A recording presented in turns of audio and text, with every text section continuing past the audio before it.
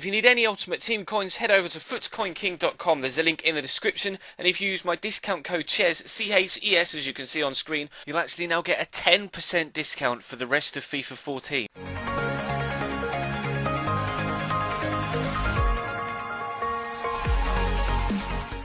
Hey guys, how's it going? Chez back again, and welcome to episode number 33 of the Borussia Dortmund career mode here on Xbox One. Today we're coming into a game against Stuttgart in the Bundesliga on the back of a rather entertaining game in the Champions League against Inter Milan, in which the goalkeeper Bernd Leno did the craziest thing I've ever seen. And if you missed that episode, there is an annotation in the bottom left hand side of your screen to take you to it, so you can find out for yourselves exactly what actually happened in that game. But hopefully we can continue our run of good goal scoring form in today's episode, and hopefully maintain our top of the league status. As you saw it just a second ago, Memphis Depay was most definitely the spark of creativity in the opening stages of this game.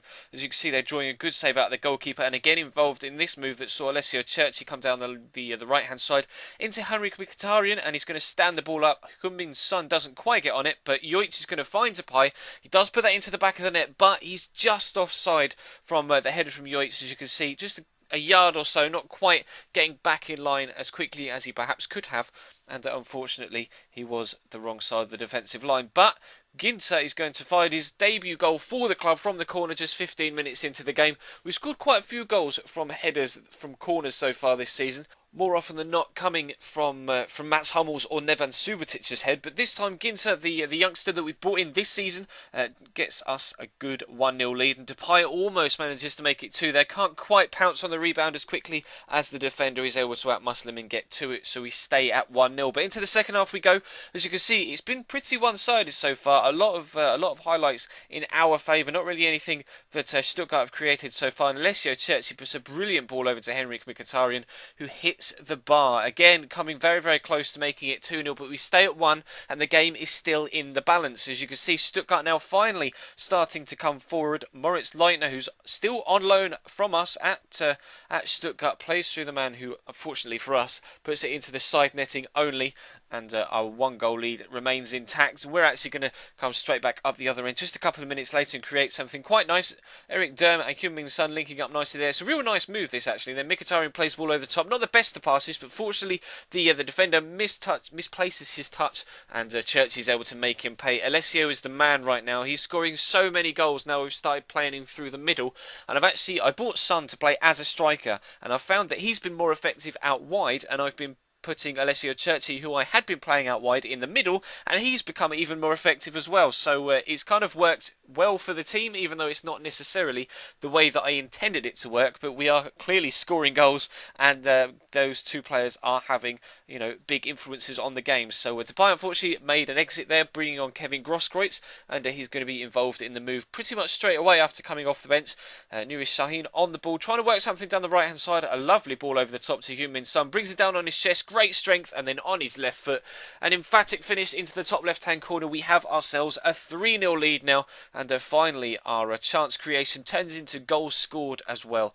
And Stuttgart can have one final chance in stoppage time, although Weidenfeller, despite his age, is still showing good reactions as a goalkeeper to make that one final save before the game ends. We get all 3 points, a goal for Ginter, Cerci and Son, and pleased with that overall team performance, a dominating display, and fingers crossed we can continue to do that in the next game, which was away from home this time against Werder Bremen. Again, another side that are one of the better in Germany, not necessarily near the top of the table, but definitely the upper mid-table type of side that could definitely cause you some problems should you not be concentrating at your 100% best. As you can see on your screen now, though, we have been knocked off top of the table periodically because Bayer Leverkusen have gone top with an extra game played, although ourselves and I believe Bayern Munich in 4th still do have a game in hand. So should we win, we will go back top, and we're going to try and get ourselves in front here through Xherdan Shaqiri. 20 minutes in, he's got the half to himself, but he drifts onto his right foot, and he's not quite as strong on that side as he is on his really, really strong left foot, and unfortunately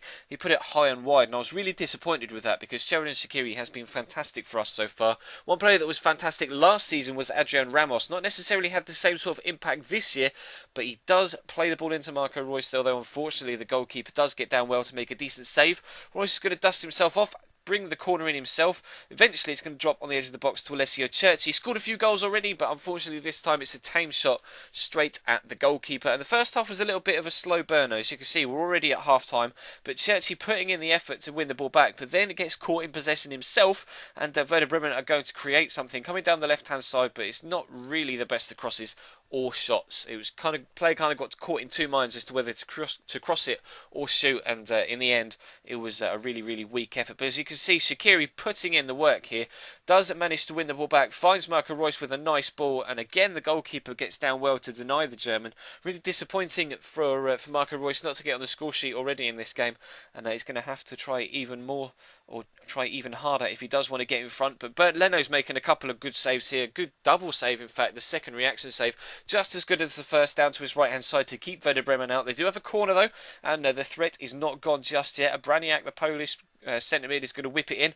Up goes Calderola perhaps, but it is straight at Bernd Leno, and on the hour mark we have a free kick of our own down the side, a set piece. Can we create something from it? The ball gets initially cleared, but only as far as Lucas Piszczek tries the shot.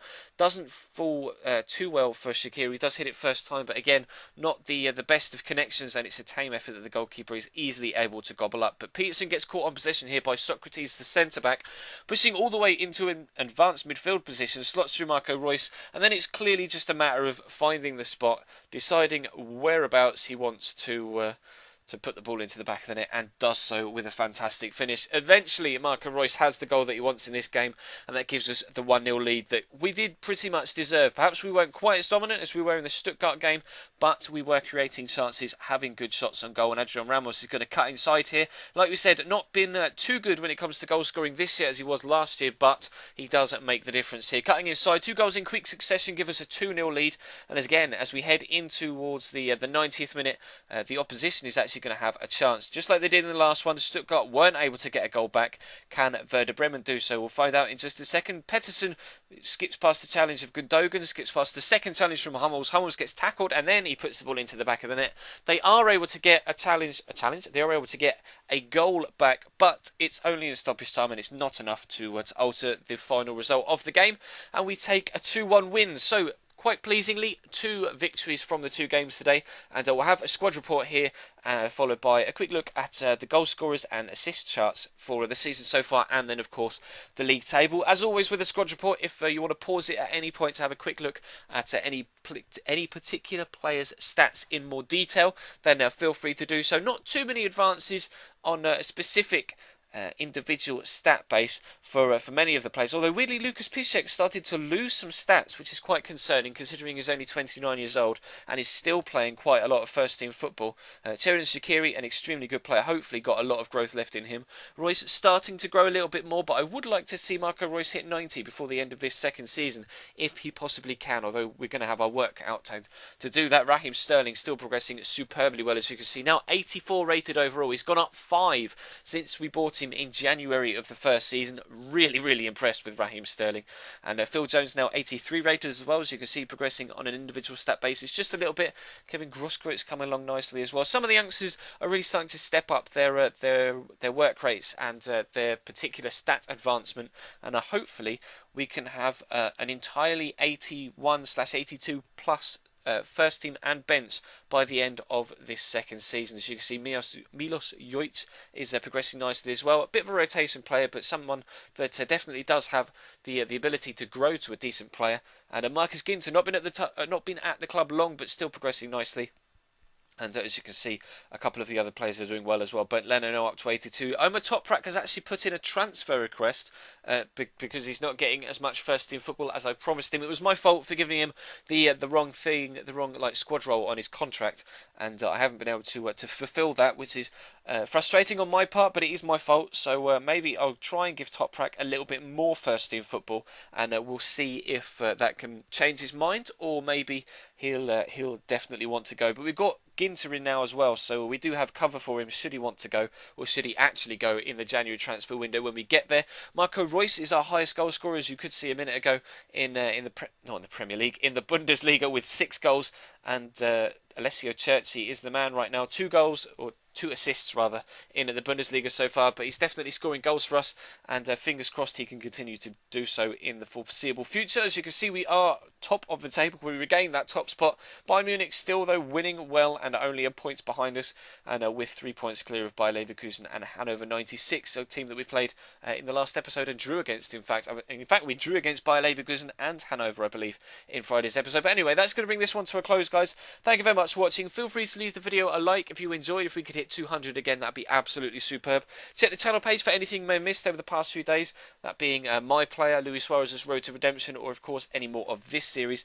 Subscribe if you haven't already, links in the top right and the description to do so. You can also find links down below to my Twitter, Facebook and Instagram if you want to follow me on any of those. And that would be all for the Dortmund career mode today, guys. Luis Suarez's Road to Redemption tonight, more of this tomorrow, and I'll see you next time.